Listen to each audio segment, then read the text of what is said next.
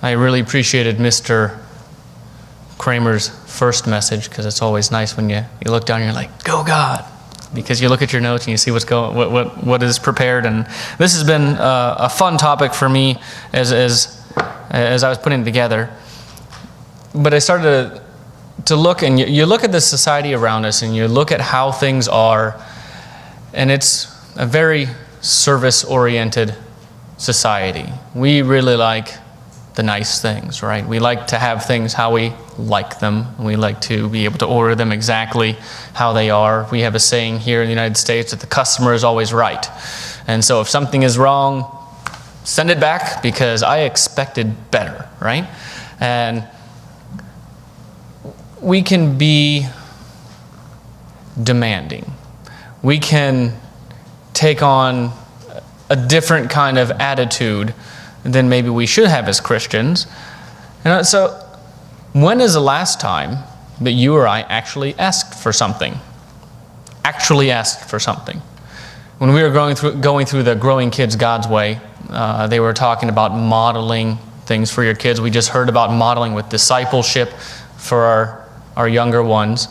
Well, how often do you ask your spouse for something? Whether it's, hey, I need the ketchup, or I need a knife, or do you know where the scissors are? Well, did you ask for them? Not so much, right? We just kind of expect these things to come to us without actually asking for them. So today we're going to explore that process of asking and ask the question, what's so important about asking?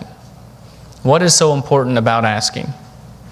Not just in the physical things, but obviously we're here, we're worshiping God, we're coming together, we're congregating here to learn more about Him. So more importantly, what's important about asking as far as our spiritual lives go? So what is so important about it? Because sometimes, I don't know about you, I can get a case of the gimmies. Whether it's candy or talking to God, right? We get a case of the gimmies. Where you're like, oh God, what I really need, and then there's a laundry list. It's been rough. It's a tough week. I'm tired. I can't sleep. Whatever the case is, right? And we can have that mindset where we expect God to answer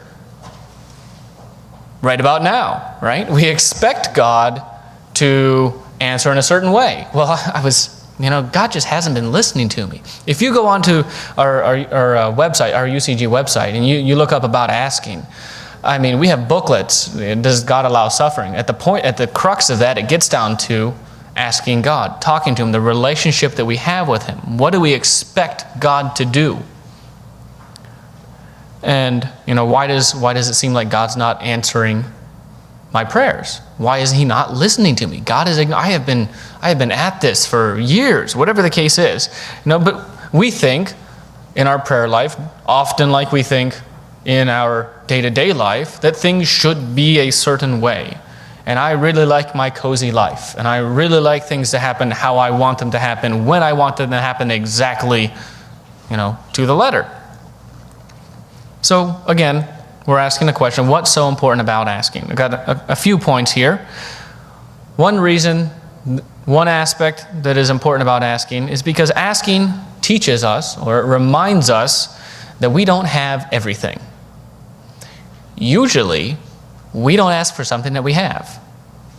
Unless we're wearing our glasses and we're asking where our glasses are, or the keys are in our pocket when we ask for them, right? Sometimes we can be forgetful like that, but often, most of the time, we don't ask for something that we have.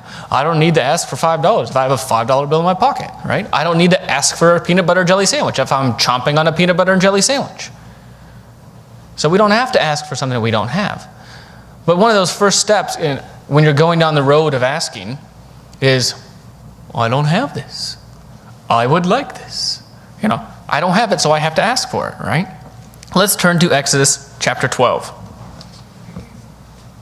Exodus chapter 12, here looking at the ancient Israelites. Exodus chapter 12, we're going to start in verse 35.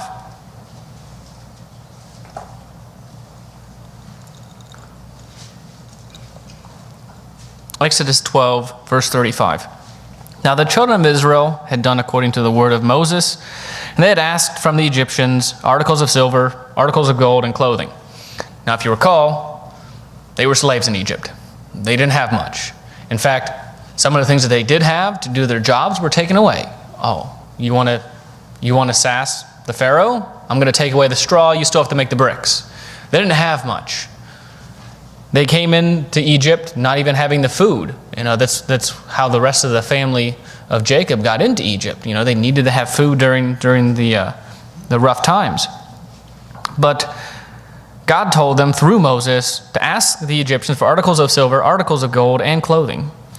And the Lord had given the people favor in the sight of the Egyptians, so they granted them what they requested. Thus they plundered the Egyptians.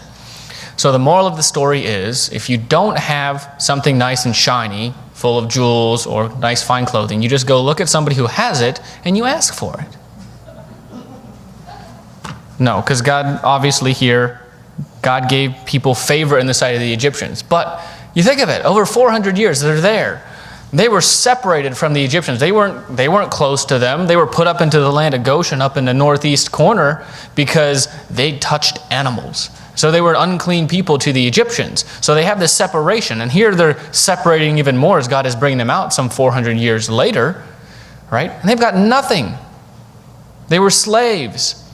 And he says, you know what? Go ask. You don't have this stuff. I'm preparing this so that you guys can actually build a tabernacle of meeting in the wilderness, and you can later build these other things to worship as you need to. But, God has that plan, and he says, go ask for this. And it was granted. Now, suppose here, they didn't ask. If you don't ask, you're not going to get something. I've been working with my niece and nephew, and we get to watch them quite a bit, and they will hint at things. And I realized that I grew up and I've had to work on this, that I like to hint at things. Boy, it sure is hot out. And I haven't had anything to drink for a while. Well, you didn't ask for a cup of water, did you? You know what? My brother has a popsicle. Brother, that's a very nice popsicle. Can I try it? There you get the question, right? But you have to work on asking for these things. And it's not that you want to have this, omniscient sort of all-powerful being relationship, but there's a principle that you're trying to teach. It's not hinting at something. Just come out if you want it. If there's something that you need, you can ask for it. We'll get to prefacing those needs and stuff later on, but, at the very crux, if you don't have it, you got to ask for it. So that's point one. Asking teaches us, it reminds us that we don't have everything, right? And we need to ask for it. The second thing, asking forces us to recognize that someone else has to give us what we want. Asking forces us to recognize that someone else has to give us what we want. If we're an ethical, upstanding Christian, we're not just going to take it, right? So we're going to have that as a foundation here. We're not just going to go take it from somebody. But if we're asking for something, right, first of all, we didn't have it. Second of all, we have to talk to somebody who does, right? Somebody who could give it to us. It helps us to recognize that we don't have what we want. And we just read about the Israelites asking the Egyptians, because obviously they didn't have the articles of gold, articles of silver, and the fine clothing in their own cabinet, so they had to go ask the Egyptians for it, right? Well, let's turn over to Exodus chapter 16. A couple other examples here with the ancient Israelites. Exodus chapter 16. Here they're out of Egypt. They're walking around. Exodus, you can really read the entire chapter if you wanted to. But they're journeying through. And the children of Israel in verse 3 said, "Oh, that we had died by the hand of the Lord in the land of Egypt, when we sat by the pots of meat and when we ate bread to the full. And for you have brought us out into this wilderness to kill this whole assembly with hunger." They forgot that before they left, they were slaves, making bricks without straw, and they didn't have the fine articles of gold, articles of silver, and the fine clothing that they now had. They're just sitting here and they're looking back going, "Oh, it was great." Here, they're hinting at something. They're not actually asking for it. They're going, "Oh, we're out here dying of hunger." Hint, hint, right? And the Lord says to Moses, Verse 4, "Behold, I will rain bread from heaven for you, and the people shall go out and gather a certain quota every day, that I may test them whether they will walk in my law." And so God gives them bread. And then God gives them, so he gives them manna, and then he gives them quail. And he's taking care of them. He's really taking care of them. And if we go forward in Exodus 17, Exodus chapter 17, here again, ancient Israel, where they're not... Technically, they're asking in a very whiny kind of way. They're saying, we don't have these things. Oh, you brought us out here. We don't have the food. So they're kind of asking. But here in verse 17, they ask in their own special way again. Chapter 17, verse 1, "And then all the congregation of the children of Israel set out on their journey from the wilderness of Sin, according to the commandment of the Lord, and they camped in Rephidim. But there was no water for the people to drink. And the people contended with Moses." They argued with him, and they said, "Give us water that we may drink." So they're kind of asking, right? They realized they didn't have water. They went to the guy that they thought could get them water, right? Well, he turned the river to blood.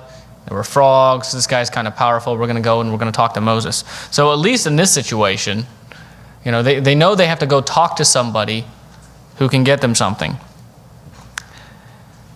Verse 3, "And the people thirsted there for water, and the people complained against Moses and said, 'Why is it that you have brought us up out of Egypt to kill us and our livestock, our children and livestock with thirst?'"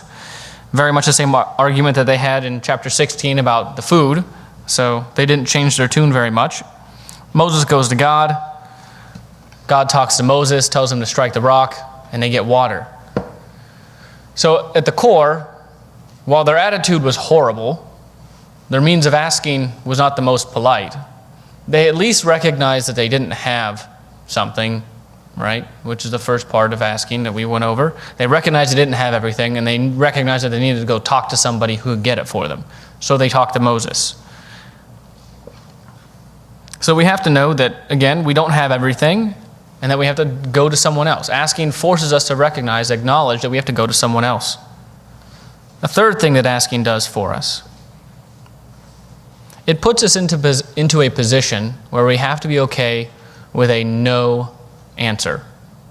That can be a non-answer sometimes, or it can be the answer of no. We have to be okay with the answer no, or a no answer. Because when we're asking for something, whether it's a popsicle, a glass of water, or food in the middle of the desert, and we don't have it, as we're walking along this process of asking, we don't have it. Someone else has to be able to give it to us. I am now at the mercy of the individual or being that is going to give it to me, right? So I'm breaking down this whole why we ask for things and why it's important. So it's theirs. It's not mine. They might say no, right? And we have to be okay with that. Because again, with the underlying basis of we're Christians, morally and ethically, we're not just going to go take it, right? So because of that, if they say no, well, it's theirs, right? A number of us were over in Branson for the feast, and Mr. Dobson gave a very good message. He was talking about the workers in the vineyard, and that the parable, the principle of it, is that it doesn't matter how long you were working. This is the wage, and it's the guy who owns the vineyard. It's his money. He can give it to you, or he cannot. Take it or leave it, right? It's his to give. Same principle here, right? If it's not ours, and it's not ours to give, but we're requesting something, we have to be okay with a no answer. Let's go over to 2 Corinthians chapter 12.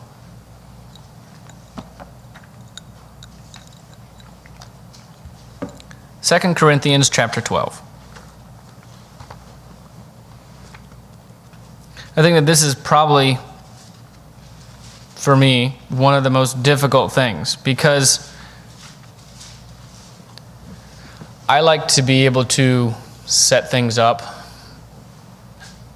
be able to physically see them and know when to count on them or not count on them, so I can organize my life and set it up into its nifty little cube box, like building a diorama, right? I can look in and be like, this is how I wanted it to be. It's exactly how I envisioned it, right? But when we're at the mercy of another individual who's going to give or not give something to us, well, then you get into those books that you could read as a kid, and it's like, choose your ending. Which way is it going to go, right? Oh, I don't know, but I have these two options. I don't know what's going to happen. Here in 2 Corinthians, I'm in 1 Corinthians. Let's go to 2 Corinthians chapter 12. We're going to read in verse 7. This is Paul speaking. He says, "Lest I should be exalted above measure by the abundance of the revelations, a thorn in the flesh was given to me, a messenger of Satan to buffet me, lest I be exalted above measure. And concerning this thing, I pleaded with the Lord 3 times that it might depart from me."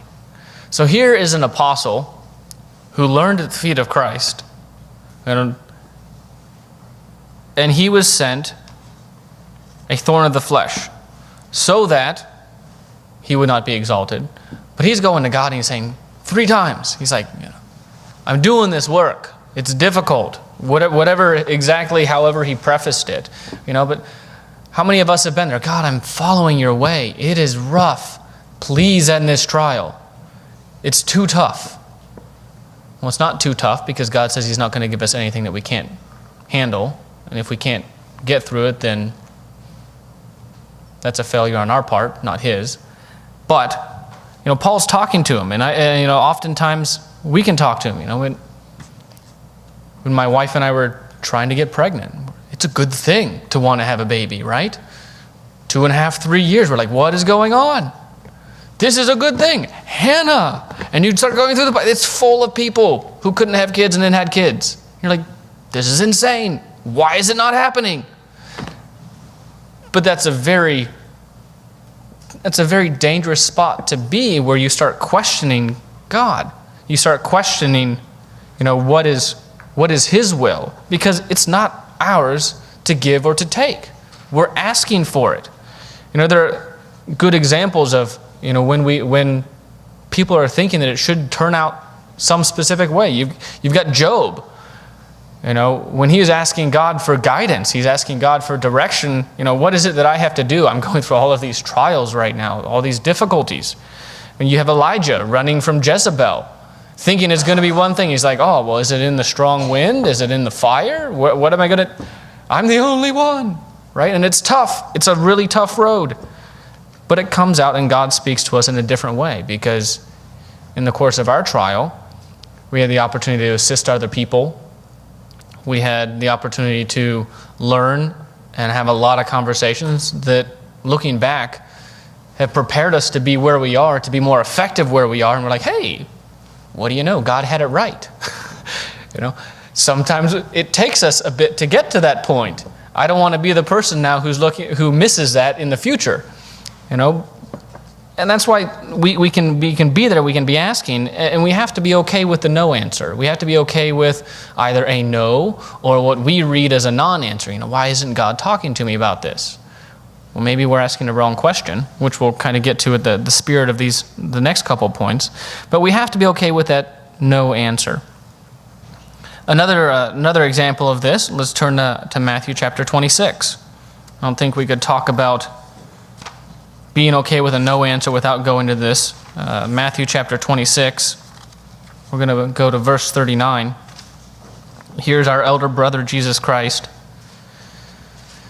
the night of his arrest, and he knows what's coming.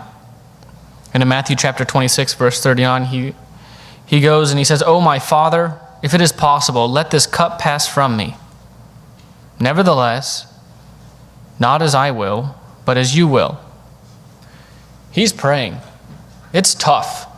And as we go through this during the spring holidays and the Passover, and we look at it, so difficult that his sweat dropped like blood, right? He is struggling here, and he, at the end, is still okay with the no answer. He's okay with, nope, this is how it has to be. And he says it again. He prays again in verse 42. He says, "Oh, my Father, if this cup cannot pass away from me unless I drink it, your will be done. He's asking. We have Paul that asks 3 times. We have Christ who's sitting here praying. And you have other examples in the Bible. The woman who had the infirmity bleeding for 12 years, I think it was. You have the invalid, the cripple man who was trying to get into the pool at Siloam, right? All these individuals who are trying and striving. But in the end, the answering of those prayers in God's time was so much more powerful, not just for them, but for all of those that were around them, to glorify God, right? So we have to be okay with that no answer, as our elder brother Jesus Christ was. A fourth thing that asking does. Asking gives us the opportunity to put on a mindset of humility. Asking gives us the opportunity to put on a mindset of humility. This is something that the ancient Israelites didn't quite get. They were demanding. We had leeks and we had fine foods in Egypt, and they only brought up the good things from the past and they forgot the bad. But in doing so, their requests, you can put quotations around that, what they asked God for and how they asked it, kind of missed the mark. They were being demanding. And they didn't put on a mindset of humility. Because if we acknowledge that we don't have something, therefore we need to go to someone else to ask for it, because it's not ours and we can't control it, we're at their mercy, so we have to be okay with a no answer. Well, that puts us into a little bit of a different power hierarchy. Because you know what? I am the master and commander of my own domain.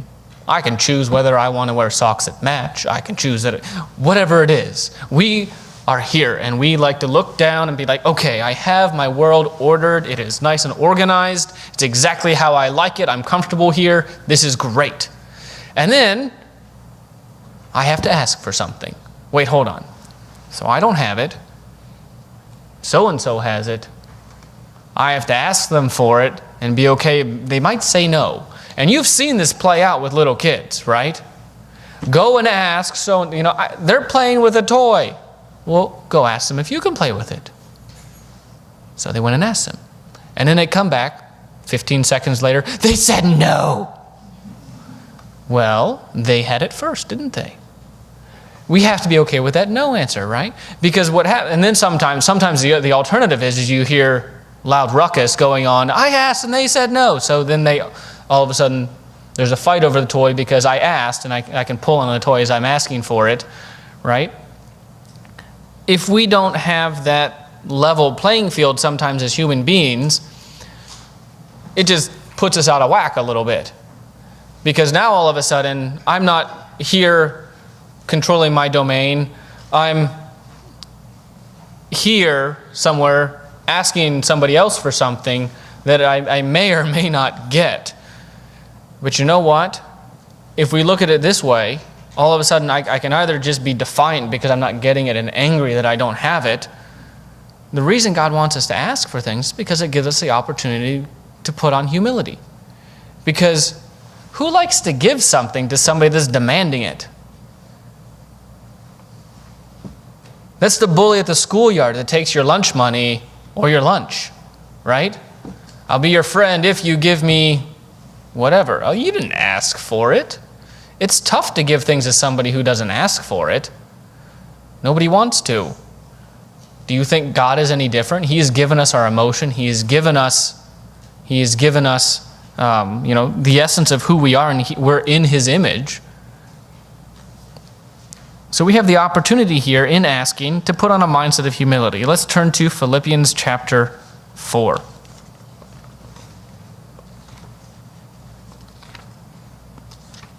Philippians chapter 4.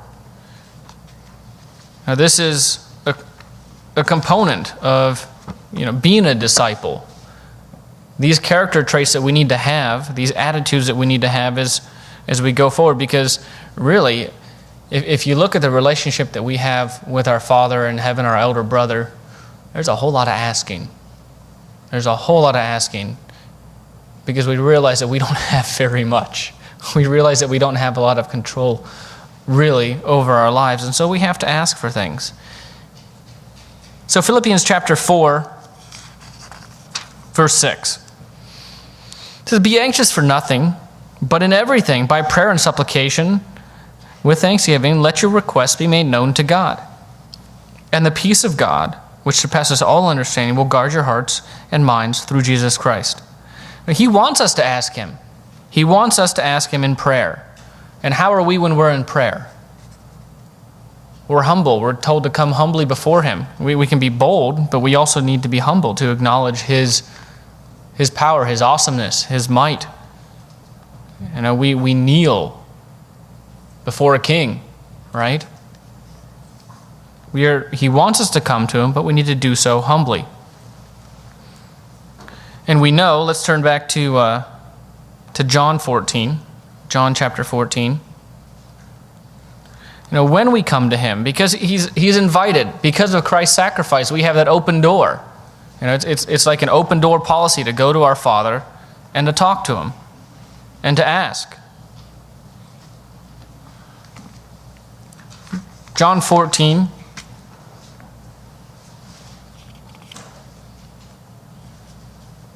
verse 5. And Thomas is the disciples here are talking with Jesus after his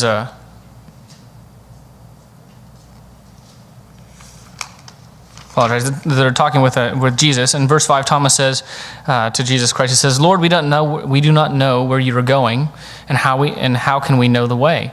Jesus says, "I am the way, the truth, and the life. No one comes to the Father except through me. If you had known me, you would also know my Father, and from now on you know him and have seen him." So Philip says, "Lord, show us the Father, and it is sufficient for us."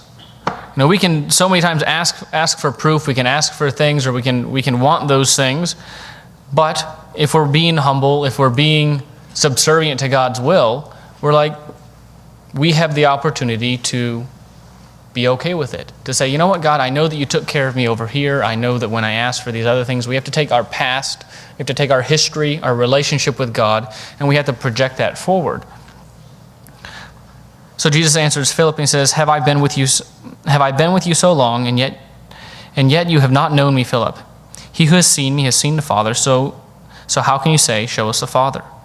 Do you not believe that I am in the Father, and the Father in me? And the words that I speak to you, I do not speak on my own authority, but the Father who dwells in me does the works. Believe me that I am in the Father, and the Father in me, or else believe me for the sake of the works themselves.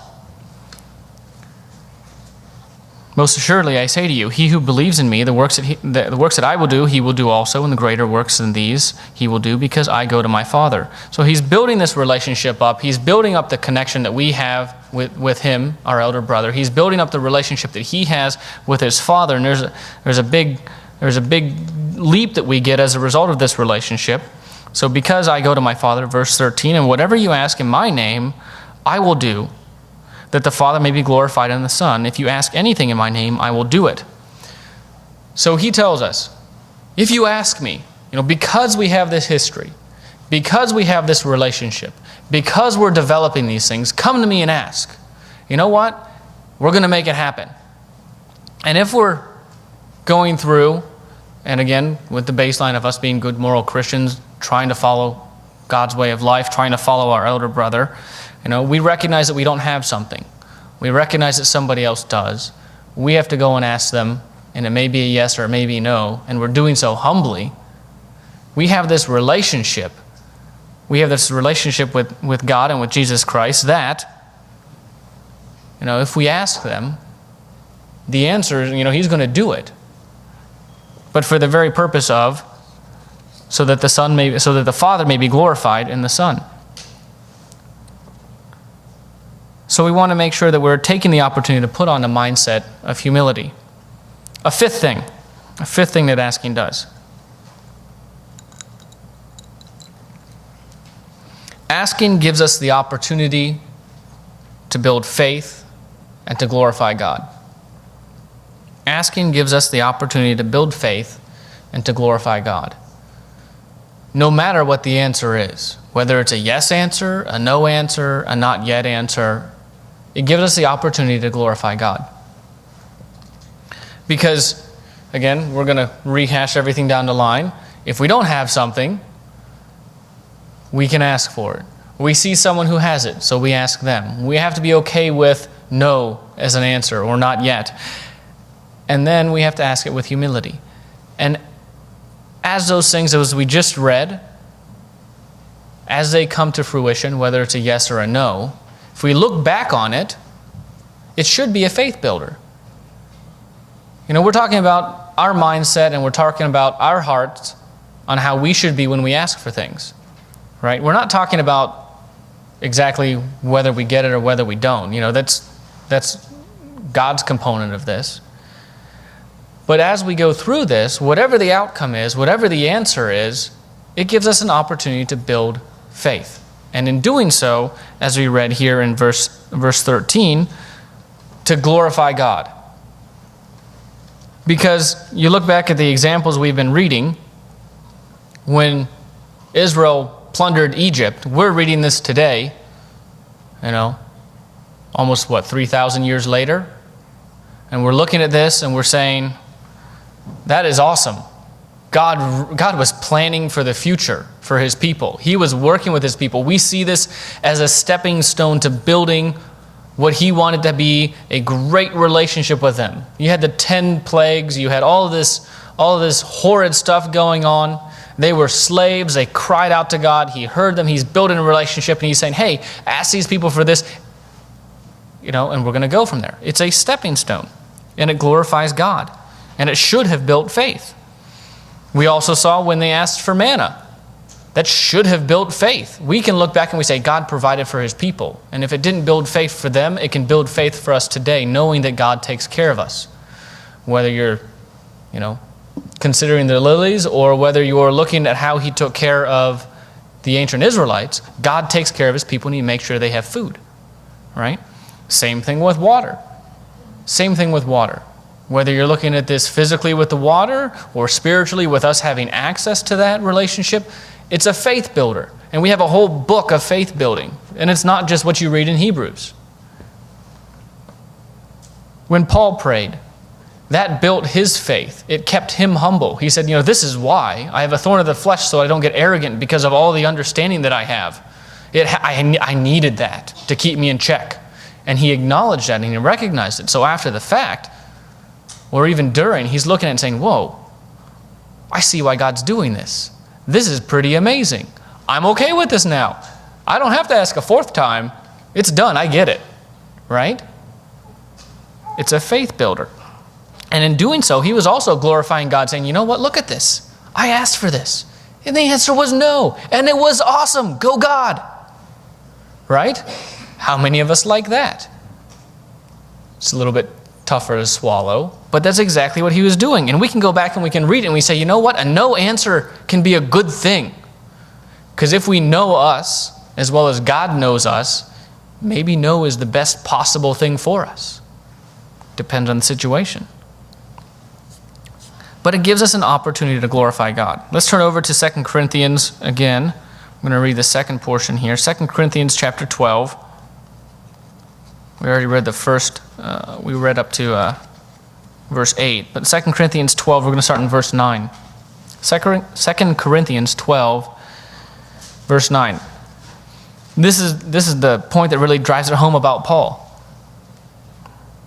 So he pled with the Lord 3 times that this infirmity, this thorn of the flesh, in verse 8, might depart from him. And in verse 9, and he said to me, my grace is sufficient for you. My strength is made perfect in weakness. Therefore, most gladly, I will rather boast in my infirmities, that the power of Christ may rest upon me. Therefore, I take pleasure in infirmities, in reproaches, in needs, and persecutions, in distresses, for Christ's sake. For when I am weak, then I am strong. He's like, if I have a choice, and the choice is be healed and not be able to have this understanding, or be healed and not be able to continue doing the work that you're doing now, Paul, you know what? I'll take not being healed. Because he saw the larger picture. And in doing so, he's glorifying God and he's really bringing out how amazing his Father is. And I think this is why we have Hebrews. This is why we congregate and we talk and we fellowship, because we share the hardships in our lives and we share how God is helping us through them, and we share how the outcome really did show, you know what? I'm here. I'm beside you. I'm carrying you. I'm leading you through the path. Whatever the case is, I'm showing you the light. God works with us as we ask him to show us and to take us to where we need to be. So what is so important about asking? It brings us to be where we need to be with God. It's an opportunity for us to recognize that we don't have it all. It's an opportunity for us to recognize that we need to go to someone else for it. And that's tough for us when we like to be in charge of everything. It gives us an opportunity to recognize and to acknowledge that, you know what, it might be a no, but that's okay. It puts us in a position where we have the opportunity to build character because we're putting on a mindset of humility. We're not sitting there puffed up and prideful because we have everything. Any abilities that we have, any opportunities that have been afforded us is not because of us, it's because of our Father in heaven, and he's taking care of us. And it gives us the opportunity to build not only faith, but to glorify our Father in heaven. And those should go hand in hand. Because if we're not taking the opportunity as we're asking, in this process, if we're not taking those opportunities to point people around us to God, or we're not taking those opportunities as faith builders to then project to the future to say, now, this is a game changer, because I see things differently, because I recognize that God was taking care of me here, and everywhere, right? I recognize those things, and so therefore I'm going to change my behavior. I'm going to change my mindset when I'm talking to God. I'm going to be a little bit more humble. I'm going to, whatever the case, Because let's turn over to Matthew chapter 7 here, and as we wrap things up, Matthew chapter 7. Again, a familiar scripture here. This is the one I've been turning to with our niece and nephew. Matthew chapter 7. Verse 7. Ask, and it will be given to you. Seek, and you will find. Knock, and it will be opened to you. For everyone who asks receives, and he who seeks finds, and to him who knocks it will be opened. We read, in essence, the same thing when Christ was talking about the relationship that we have. Because of the relationship that we have with him and the relationship that he has with his Father, by extension, we have that relationship. When we ask, when we put ourselves into a mindset of humility, when we put ourselves into the position where we're seeking to build that faith and to glorify God, we're okay with whatever the answer is for what we're asking for, and that we're asking appropriately. This is not, dear God, I would really like to win the lottery. I'm sure I can be responsible, even though statistics show that it's more likely that I will be unhappy and that I will splurge it and be highly irresponsible. I think this is good for me. We're not talking about that. We're talking about building the relationship with our Father. We're talking about building the relationships with each other. We're talking about building those relationships with those that are in the world around us that he's just not calling right now, but he will call later. Or he's working with right now and we have no idea. We're talking about that. We're talking about asking in his name. Right? When we ask in his name, when we pray in his name, there's not much difference between that and going and committing to taking his name when we go through the process of baptism and conversion. We're saying, yeah, I'm buying into this. So if we're buying into it, we're not asking pithy things. It's just irresponsible, right? Verse 9 of Matthew chapter 7. What man is there among you who, if his son asks for bread, will give him a stone? Or if he asks for a fish, will he give him a serpent?